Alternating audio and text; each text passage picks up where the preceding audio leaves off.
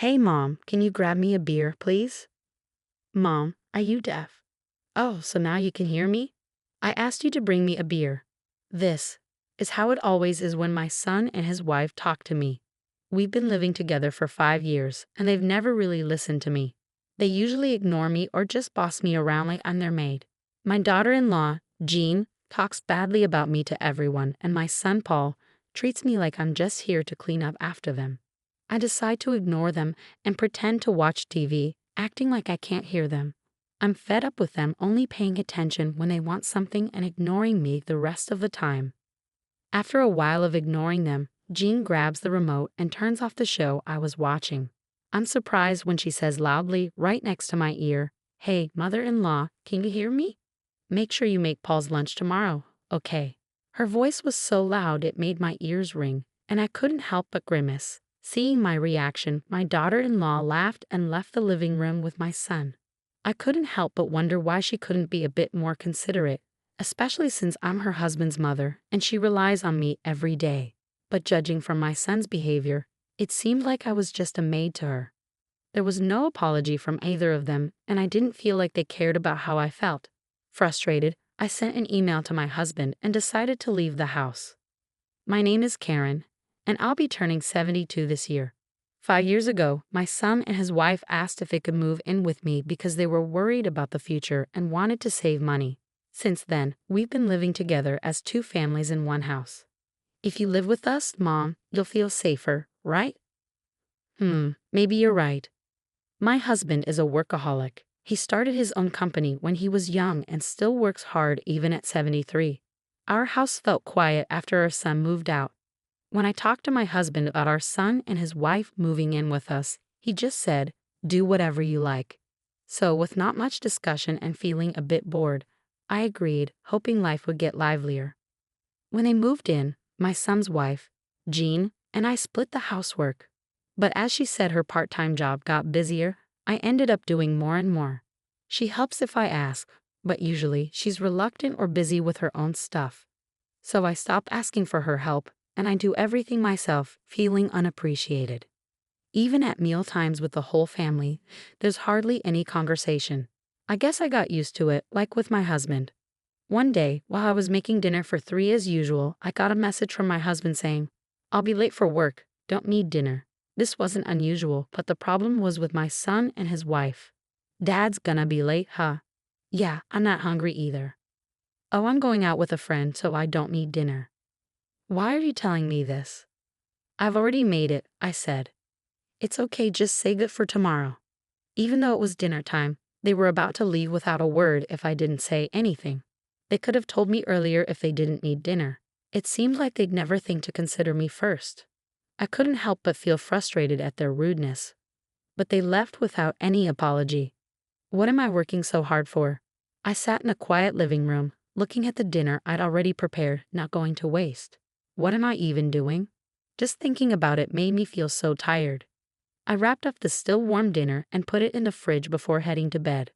The next morning, when I came downstairs, my husband, who had woken up earlier, apologized, saying, "I'm sorry." Our conversation was short, as usual. It could have ended there, but when my husband noticed my expression, he furrowed his brows slightly and asked, "Did Paul and his wife have dinner?" "No, they said they didn't eat and went out," I replied. "I see," my husband said, noticing the dinner for three in the fridge.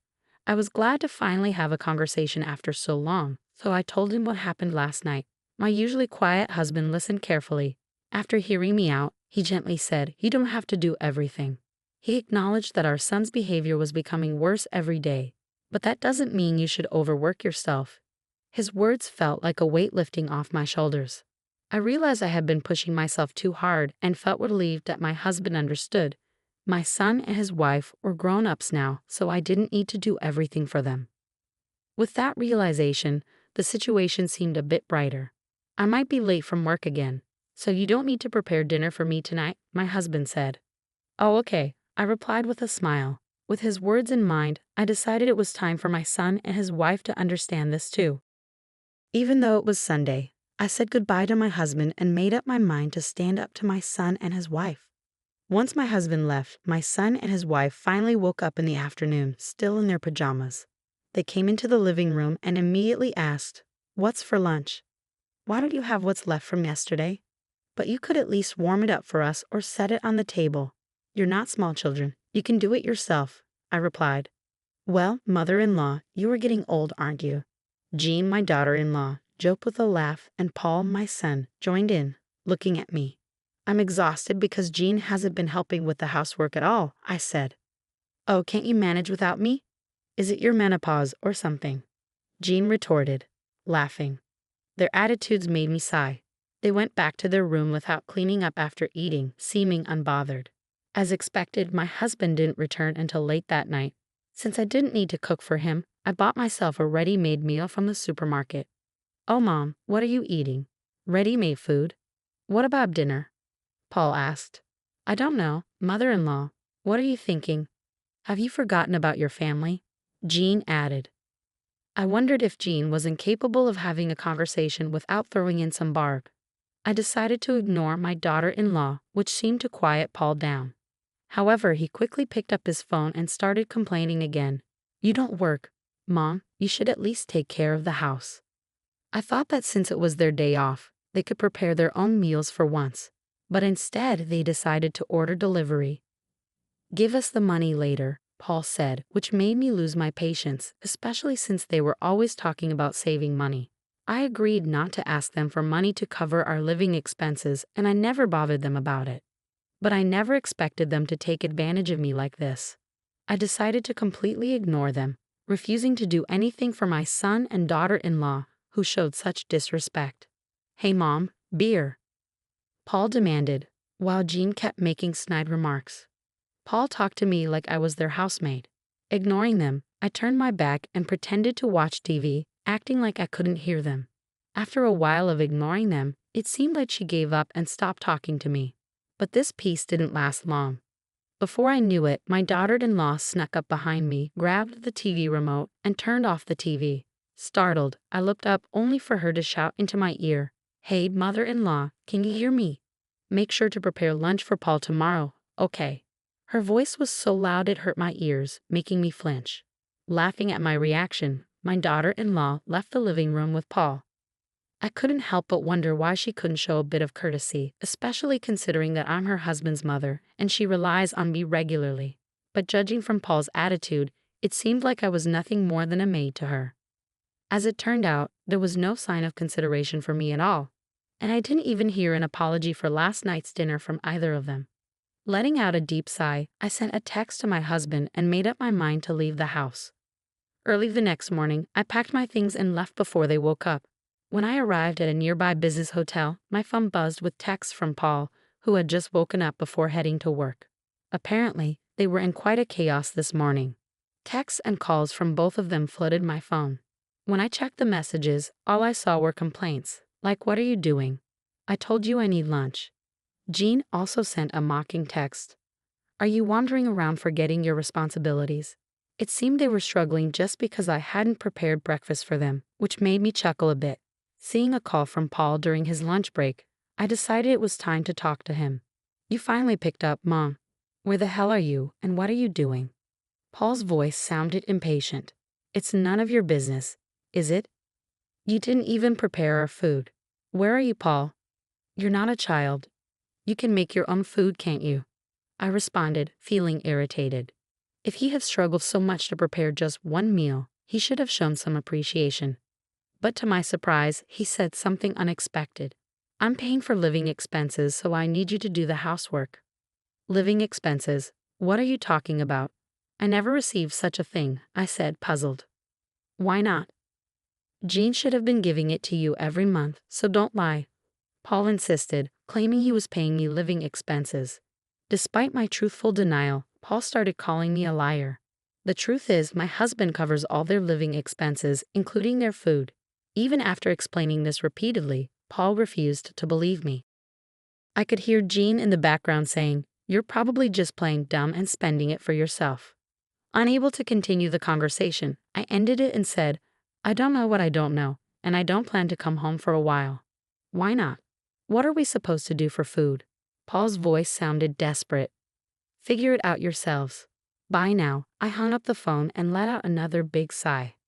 Why do they believe they're not in the wrong, even after all this? I didn't understand what Paul was talking about earlier when he mentioned our living expenses. About a week after I left the house, the situation improved. My husband, who had come to check on me, apparently talked to Paul and Jean, and their texts suddenly became more respectful and submissive. Wondering what had happened, I received a text from my husband. Paul and Jean want to apologize. If you feel like it, please come home. Thanks to my husband's talk, they finally seemed to understand. I replied to my husband's text, made preparations, and decided to go home that day. When I returned home, Paul and Jean were waiting at the entrance, their faces pale and worn out. It seemed they were quite upset by the lecture from my husband. I decided to hear the story about this past week from them and my husband about the living expenses. I mentioned on the phone I said I didn't receive them, right? I asked. You said you wanted to save money, so I didn't say anything. Actually, Dad was really mad at us about that, Paul explained. It seemed my son had misled his father about his contribution to the household expenses, believing I had been lying and portraying me as the villain. However, when my husband explained the reality of my busy schedule and showed him our household book, Paul quieted down. You couldn't even believe me, but Jean kept saying that she was giving you the money. So what happened to your living expenses? I asked, feeling betrayed. From my son's perspective, he was definitely paying, so he must have been baffled that the money wasn't reaching me. It seemed my husband and son confronted Jean and made her confess. At first, Jean pretended ignorance, but when my husband confronted her, she finally confessed everything. I'm appalled. She was accusing me of squandering money on the phone, but it turns out she was just talking about herself, I said, feeling betrayed. But living with my in-laws can be stifling, and everyone was inviting me, so I just because of that, you thought it was okay to embezzle our living expenses. You made me look like a fool too, Paul interjected, his voice full of frustration. What? You're acting all high and mighty too, Jean retorted defensively. At the point when the two of them began to stray from the topic and argue, my husband cleared his throat loudly. Startled by his sudden interruption, Paul and Jean fell silent immediately, seemingly terrified of my husband's disapproval. I couldn't help but chuckle at their reaction, like children caught misbehaving. Excuses, excuses. Cut the crap. First, you should sincerely apologize to your mom, my husband said firmly. I'm sorry. The two of them finally bowed their heads to me. But Paul still tried to justify himself, saying he had been taking it easy because it was his home. I've been busy at work, and I just wanted to relax at home, he added. So what about your mother, who was being taken for granted and mocked by her big son and his wife, even at her own home? My husband's words cut through my son's excuses, leaving him speechless. I'm appalled at my son, who, despite his age, still relies on his parents, and at Jean, who took advantage of that to embezzle money. My husband continued, his tone firm. Mom, I'm sorry. You see, I'm apologizing to you, Paul said, trying to make amends. Do you think an apology makes everything okay? Please reflect on yourself a bit, I responded firmly. The two of them thought that bowing their heads to me would resolve everything smoothly, and they were flustered by my words and tried to make excuses. But I could see through their scheme, and I shook my head. Whether you contribute to the living expenses or not, I can't overlook that attitude. You have to learn to be more grateful, I said firmly.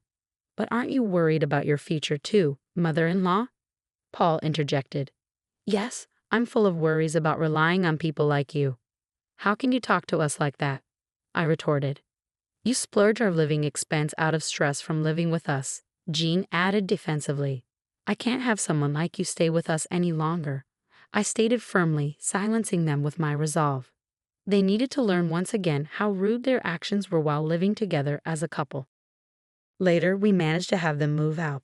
In the days that followed, Jean, my son's wife, started to come to our house occasionally to learn household chores from me. She continually vented about how my son Paul did not lift a finger to help with any housework. As she had always been showing off to her colleagues, I assumed she couldn't complain to anyone else. Now I understand just how much I relied on you, Karen, she admitted. Indeed, and yet you had the audacity to accuse me of being deaf and squandering money, I remarked, feeling vindicated. Unable to live with us anymore and facing financial constraints due to her misuse of funds, Jean fervently complained about her now austere life. However, as I listened, I couldn't help but feel that she was simply facing the consequences of her actions. As for Paul, he started to bring home delicious snacks as gifts from time to time, seemingly trying to make up for his previous lack of consideration. Although he still mentioned his past behavior occasionally, I appreciated his efforts. I knew he wasn't the most expressive or communicative person, but his gestures were touching nonetheless. During our discussions with Paul and Jean, my husband expressed his gratitude, saying, "Thanks for your hard work, honey. I appreciate it." I'm glad that I can talk to my husband like this again. I reflected, feeling grateful for the calmness that had returned to our lives. Despite the challenges we faced, I found myself leading a life that was calmer and happier than before.